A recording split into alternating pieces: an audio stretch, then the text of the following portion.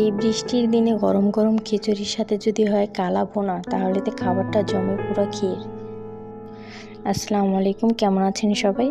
আমার চ্যানেলে সবাইকে স্বাগতম। আজকে বাসায় বানালাম খিচুড়ি, তার সাথে বানিয়ে নিলাম 4 টুকরো মাংস দিয়ে কালা ভুনা। আগে এই মাংসগুলো আমি ছোট ছোট পিস করে নিয়েছি। এবার এর মধ্যে আমি দিয়ে দিয়েছি পেঁয়াজ কুচি, আদা রসুনের পেস্ট দিয়ে দিয়েছি, কাঁচামরিচ দিয়ে দিয়েছি, এলাচ ও দারচিনি দিয়ে দিয়েছি হলুদের গুঁড়া, শুকনো মরিচের গুঁড়া, ধনিয়া গুঁড়া, জিরার গুঁড়া ও গরম মশলা গুঁড়া দিয়ে দিয়েছি। এর মধ্যে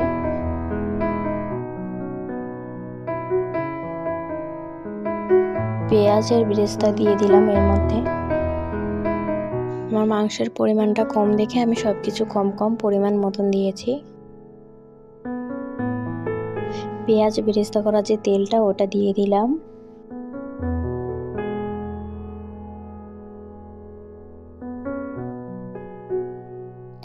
পরিমাণ মতন লবণ দিয়ে মাংসটাকে ভালোভাবে ম্যারিনেট করে নেব।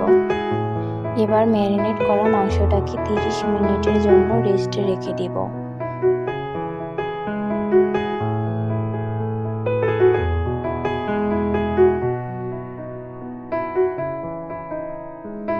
এবার মাংসটাকে চুলায় বসিয়ে কিছুক্ষণ ভালোভাবে কষিয়ে নিব। মাংসটাকে মাঝে মাঝে ঢাকনা দিয়ে ঢেকে রেখেছি কিছুক্ষণের জন্য। ভালোভাবে কষিয়ে নিচ্ছি। মাংস থেকে আস্তে আস্তে পানি বেরোচ্ছে। আমি এটা কম পানি দিয়ে ভালোভাবে সেদ্ধ করব, বেশি পানি দিব না। এবার এই মাংসটার মধ্যে অল্প অল্প পানি দিয়ে মাংসটাকে ভালোভাবে সেদ্ধ করে নিব। ভালোভাবে নেড়ে চেড়ে মাংসের কালারটা আস্তে আস্তে চেঞ্জ হচ্ছে। এবার মাংসটাকে সেদ্ধ করার জন্য কিছুক্ষণের জন্য ঢাকনা দিয়ে ঢেকে রেখে দিব। আবার মাংসটাকে ভালোভাবে নেড়ে চেড়ে নিব। কালা ভুনাটা অনেক সময় নিয়ে করতে হয়েছে, যেহেতু এটা গরুর মাংস, তাই সেদ্ধ হতেও সময় লেগেছে এবং ভালোভাবে নাড়াচাড়া করতে হয়েছে যাতে নিচ থেকে লেগে না যায়। মাংসটা ভালোভাবে সেদ্ধ হয়ে গেছে, ভালোভাবে কুকড হয়ে গেছে। এবার মাংসটাকে বাগার দিয়ে দিব। সরিষার তেল নিয়ে নিয়েছি, এর মধ্যে দিয়েছি রসুন কুচি, আদা কুচি ও শুকনো মরিচ।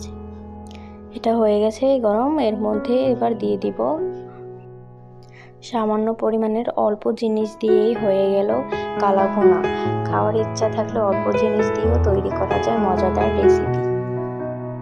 ভিডিওটি ভালো লাগলে সাবস্ক্রাইব করে পাশে থাকবেন। ভিডিওটি সম্পূর্ণ দেখার জন্য ধন্যবাদ।